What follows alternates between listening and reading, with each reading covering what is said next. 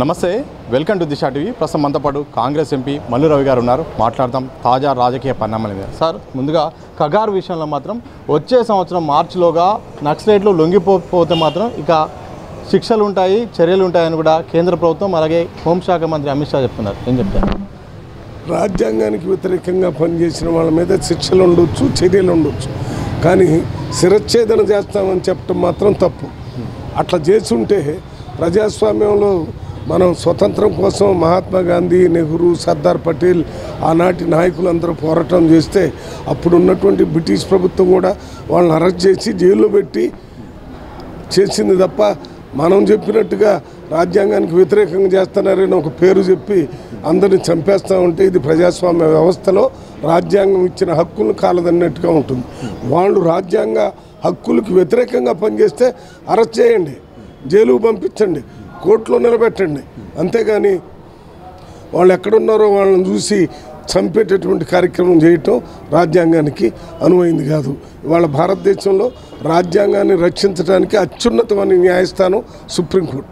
సుప్రీంకోర్టులో ప్రధాన న్యాయమూర్తిగా ఉన్నటువంటి గవాయి మీద ఎవరో ఆయన కావాలట్టుగా మాట్లాడితే రాజ్యాంగం ప్రకారం కుదరదని చెప్పినందుకు అక్కడే సుప్రీంకోర్టులోనే బూటు తీసుకొని చీఫ్ జస్టిస్ ఆఫ్ ఇండియా ఒక దళితుడు ఆయన మీద వేశాడు.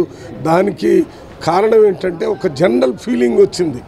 ఇవాళ పరిపాలిస్తున్నటువంటి ప్రభుత్వం వాళ్ళ ఆలోచనకు అనుకూలం, రాజ్యాంగానికి వ్యతిరేకం. అందువల్ల రాజ్యాంగం వ్యతిరేకంగా ఎవరు పనిచేసినా ప్రభుత్వం ఏం చేయదనే ధైర్యంతోనే అతను బూటేచ్చాడు.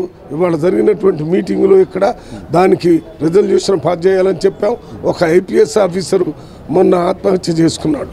ఆ డీజీపీ, ఐజీలు మమ్మల్ని హెరాస్ చేస్తేనే అటు చేశానని చెప్పాడు. వాళ్ళ మీద కూడా చర్యలు తీసుకోవాలని చెప్తున్నాం. జీవించే హక్కుతో పాటు జీవించాలనేటటువంటి ఆశను చంపేస్తున్నారు. ఆ జీవించాలనేటటువంటి ఆశ నిరంతరం ఉండాల్సిందే.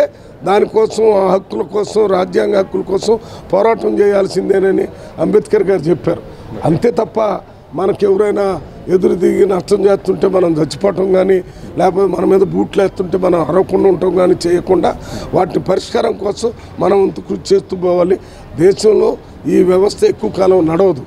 రాజ్యాంగం ఇచ్చినటువంటి అవకాశం వల్లనే ఇవాళ ప్రధానమంత్రిగా వచ్చిన మోడీ గారు టీ అమ్మాను నేను రైల్వే స్టేషన్లోని, ఇప్పుడు ప్రధానమంత్రిగా వచ్చారంటే రాజ్యాంగం ఎవరికైనా ఆ అవకాశం కల్పిస్తుందని చెప్పటం వల్లనే వచ్చారు. అది ఒక లిచ్చన మెట్లు ఎక్కి ఓ బిల్డింగ్ ఎక్కిన తర్వాత లిచ్చన కింద పడేసి ఎవరు ఎక్కకుండా చూడాలంటే అది కుదరదు. లిచ్చన ఎప్పుడు నిరంతరం అందరికీ అందుబాటులో ఉండాలి. ప్రజాస్వామ్యయుతంగా పోరాటాలు జరగాలి. ఏదైనా రాజ్యాంగానికి వ్యతిరేకంగా ఏమైనా చేస్తుంటే వాళ్ళని అరెస్ట్ చేయండి, జైలుకు పంపించండి, కోర్టుకు పంపించండి. అంతేగాని చంపటం అనేది పరిష్కారం కాదు.